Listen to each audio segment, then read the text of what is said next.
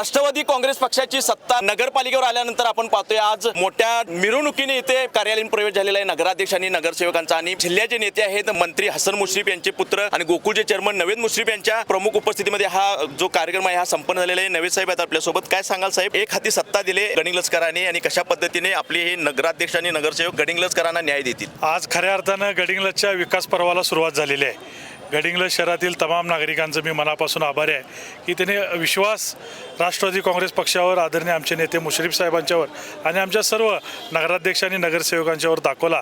त्याबद्दल मी गडिंग्लज शहरवासियांचा मनापासून आभारी आहे।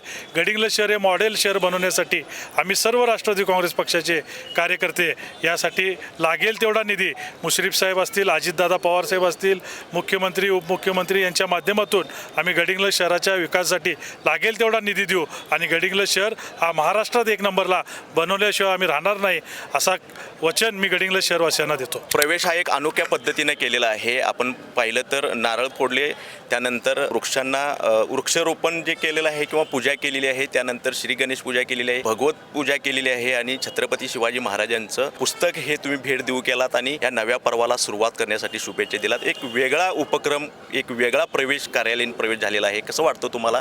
जिल्ह्यामध्ये इतर नगरसेवक किंवा नगराध्यक्षांच्या सुद्धा कार्यालयीन प्रवेश तुम्ही पाहिलात? अतिशय साध्या पद्धतीनं, जास्त कार्यालयामध्ये खर्च न करता, गाजावाजा न करता, अतिशय साध्या पद्धतीनं, सात्विक पद्धतीनं आज प्रवेश झालेला आहे।